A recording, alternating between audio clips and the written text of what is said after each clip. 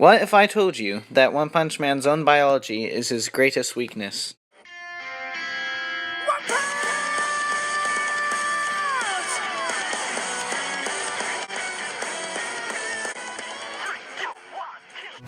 Now, most fans will already acknowledge that One Punch Man, also known as Saitama, which is his real name, is actually just a pure human, basically on super steroids from a training regimen that he went through for 3 years.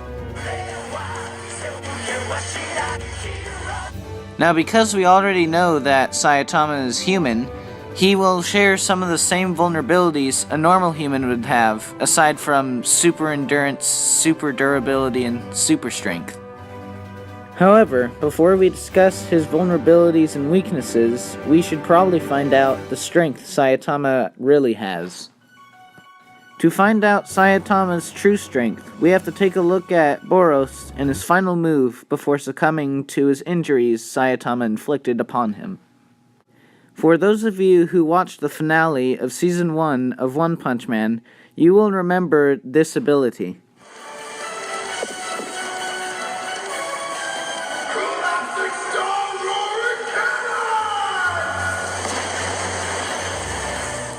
Now, collapsing stars are very similar to, well, collapsing stars, black holes, supernovas, and gamma ray bursts. All of the above now remember have how a gravitational effect on a star was called collapsing star, huge amounts of energy. Now, I did what any sensible person would do if they were ever encountered with this much power. Take to the internet! Now, according to trustworthy scientists, one of the largest supernovas ever was 10 to the 45th power of ergs. Now, ergs are a very, very, very small unit of energy, equal to about 100 nanojoules. Now, if we convert all those ergs into joules, we should get 20 octillion joules. Now, we also have to take in fact that One Punch Man bounced that energy all the way back to Boros, so we have to double that to 40 octillion joules of power. Energy. Now, joules are easily converted to newtons because of their 1-to-1 ratio, such as water in milliliters to meters. Now, this gives One Punch Man a punch force of 40 octillion newtons of force, and this is about 4.5 quintillion times stronger than the average man, who have a punch force of roughly 444 newtons. And we haven't even scratched the durability of One Punch Man. Now, because an average man's serious punch can be about 50% of their other higher serious punch, we can give a benefit of a doubt to One Punch Man and say that he punches with 60 octillion newtons of force. Unfortunately, this does not make One Punch Man powerful enough to destroy, well, the universe, because he can only do about the same amount of force that happens in the universe basically every single second. So, all we really need is someone that can punch higher than this. And surprisingly, there's several people, but I'm not going to go over the one above all from Marvel because, well, he's overpowered.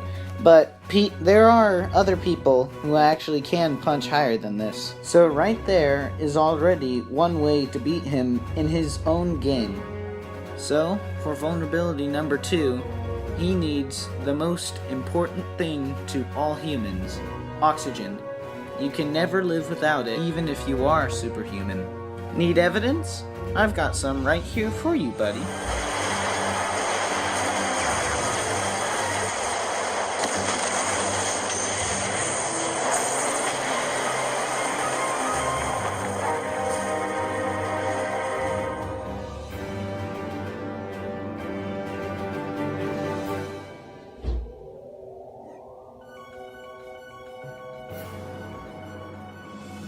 As you can see, One Punch Man can't breathe without oxygen, just like a human.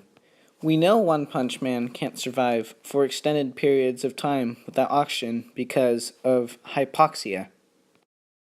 Now, hypoxia is when your cells don't get enough oxygen and soon wither and die.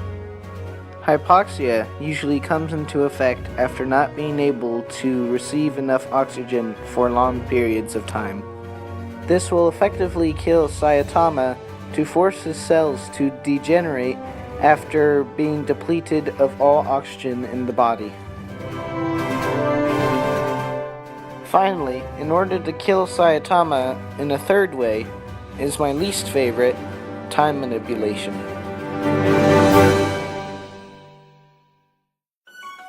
Now this can work in two ways. One can go back in time and destroy him 3 years early, or you can wait and force him to age to death.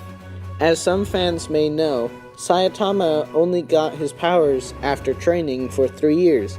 So if one were to go back 3 years before he started training, it would effectively stop him in his own tracks. To do this, you can A. kill Saitama, or B. kill Crablante before Saitama could ever defeat him in the first place. 俺はサラリーマンじゃなくて無職。そして今就職活動中だ。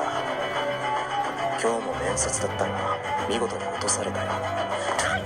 なんか全部どうでもよくなってな。他にランテ様が現れたところで逃げる気分じゃねえや。 As you can see, this entire event is what started One Punch Man to become One Punch Man.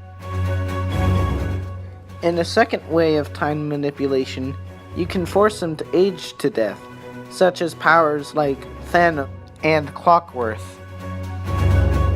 And don't forget the Grim Reaper himself, bacteria and viruses. In one of One Punch Man's special episodes, it showed that One Punch Man was also susceptible to diseases such as colds, which can access his cells by disguising themselves and soon taking him out from within. He is also vulnerable to the heat and cold, but cannot take damage from it due to his durability, so he'll feel all the pain, but probably not take any damage from it.